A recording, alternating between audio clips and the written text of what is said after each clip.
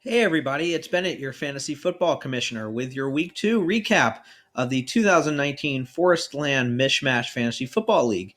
And it's only 2 weeks, and there's some really good parity in the league, the fantasy league, that is. And of course, the theme for the real life NFL is the quarterback injury situation.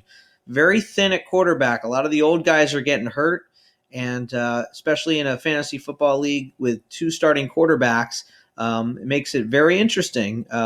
So there was definitely some quarterback activity at the waiver wire this week. But let's look back at last week, where most of the games were fairly one-sided. Nothing really came down to Monday night, unless you count the cartel and needing a ton of points from Le'Veon Bell. But once Trevor Siemian went down, that pretty much wasn't happening. And I think the tight end Njoku got hurt. So we'll talk about that in a minute. But let's start with the high score of the week, the always fun husband-wife matchup, where the Somerset Stallions handily defeat the Graceland. Sorry, just waiting for the internet to load here. Oh, it's always slow. Brutal. So as you can see, Somerset Stallions, first team of the year to get 200 points, obviously led by Brady and Rogers. Rogers started off really well, didn't do much after the first quarter, but still 16 fantasy points for Rogers, and of course Brady's Brady. Ezekiel Elliott looks like he's going to be fine. Surprising that got 207 points with only 8 from Marlon Mack, who was great in week one. But just all around a lot of scoring. Cooper Kupp, I believe, had a long touchdown late. Emmanuel Sanders, even though Denver's offense didn't do too much, he did get 28 fantasy points. And, of course, the Patriots stomping all over the Dolphins. You won't see many fantasy football defenses getting 35 points. They had a shutout and 2 defensive touchdowns and probably a million other sacks and fumbles and things like that. So big day for the Stallions, as they are the first team in the year to go over 200 points. And Graceland with fairly steady points, but just not enough from like the skill players. Quarterbacks did okay. Christian McCaffrey on Thursday night got the week off, started off nicely with 25 points, but just too little for the rest of the scoring the rest of the way. Bears defense, even though they only gave up 14 points, they only got 6 fantasy points. And just not enough points for Graceland, and would have taken a lot to beat the Stallions this week anyway. Next game, I'll go ahead and just recap. I'm just going to go in order again. Not too many crazy back and forth games to talk about. So I'll go ahead, and I already alluded to the Cartel and the Aussies. The Aussies get just enough from their team, respectable 145 points. But really the story of this game was the Cartel's injury, tough luck. You'll see when it comes up. 0 points for Deshaun Jackson and Alshon Jeffrey. Both got hurt in the Eagles game Sunday night, so they both get 0. And even with Jared Goff getting a couple late touchdowns, and Le'Veon Bell having a respectable night in spite of the team only getting 3 points. As I mentioned earlier, the Jets offense is pretty bad. Julio Jones had that 4th and 3 game-winning touchdown of like 70 or 50 yards, I think it was. So that's 30 points there. That was also Sunday night, but just couldn't overcome the injuries to Alshon Jeffrey, Deshaun Jackson, and again, David Njoku. I think I'm pronouncing that right. With 0 points. That's not going to get it done. They did end up with a respectable 128. And the Slim Aussies, okay, not still struggling at wide receiver to score points, but very top heavy, and got enough points from the quarterbacks and Saquon Barkley and Dalvin Cook. So nothing too special there, but the Aussies get the win. We will take it. Let's go to some other scores here as we wait for the internet to come up. We had Ray Finkel's Kicking Academy. They're the only 2-0 team. We'll look at the standings in a minute, but they win. Again, nothing too crazy with 140-plus points. Come on. And,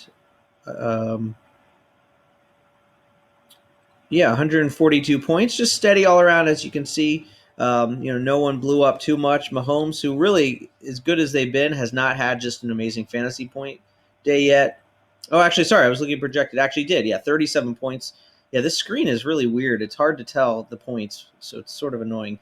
But yeah, 37 points there. Josh Gordon. You know, it's interesting with Antonio Brown coming back. The Patriots scored 43 points, but only like one catch or two catches for Josh Gordon. But Calvin Ridley for the Falcons had a good day, and again, Mahomes and Rivers really sort of leading the way. Two solid quarterbacks up top. Third and Oolong with Carson Wentz and Stafford, just not enough. The Lions did get the win, ugly 13-10 win, and just not enough from like stud running backs David Johnson and Todd Gurley, and Derrick Henry too. He had a monster first game. So if you can really look at it, the 116 points really it's in the running backs. You got to get more than an average of 12 or so from your running backs. And again, back to the Patriot receivers not getting a lot, even though the Patriots themselves scored a lot of points. Only 9 points from Edelman. So that does not get the job done. Even with, I did the math earlier, even with Russell Wilson, if he would have played for Stafford, it still would not have been enough. So third and Oolong, after scoring the most points in week 1, they fall in week 2. Couple more games to talk about. Just one more. Did I talk about all the games? I think I got through them all. Did I miss the Travelers? I think I missed the Travelers. Let's talk about the Travelers. They go to 1-1, and the only 0-2 team is Show Me Your TDs. As you'll see in a minute, the standings are really even. And Show Me Your TDs. Obviously, Ben Roethlisberger getting hurt is a big shot, not only this week with 3 points, but moving forward. Josh Allen, actually, pleasant surprise. He's going to be the number one quarterback for them going forward, which may not be a good thing. Nick Chubb had a pretty good game. I'm surprised he didn't score more points, but he's going to be really good for Cleveland. The Cincinnati receiver, John Ross, did pretty good. So just overall, again, like I said before, no one really blew anyone out of the water except for the Stallions. Everyone else was sort of in the middle. The Travelers scored 170 points, so they get the win. Obviously, Matt Ryan did really well. Aaron Jones, who was really good last year, sneaky good last year. The Travelers have him again, so smart move picking them up again. And Michael Thomas did get 18 points even with Brees' injury. And, of course, Tyler Boyd for Cincinnati cancels out John Ross. So both Cincinnati receivers without A.J. Green cancel each other out. And then Kelsey, the stud tight end, scores some points. So between the Ryan, Jones, and Kelsey, that all adds up to a very, very nice 170-149 victory for the Travelers. And we have one more game to talk about before we get to the standings.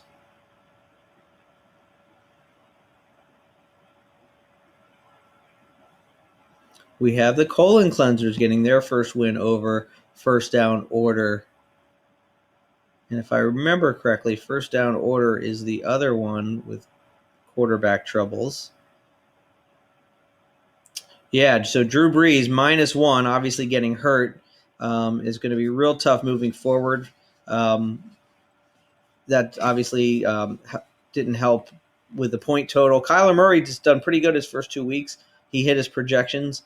And Eckler is going to be nasty with Melvin Gordon out.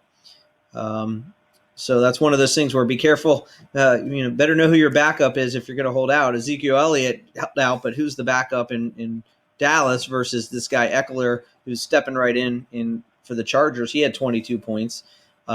Never heard of this guy, Mark Andrews. Nice start. I have, to be honest with you, not even heard of that guy.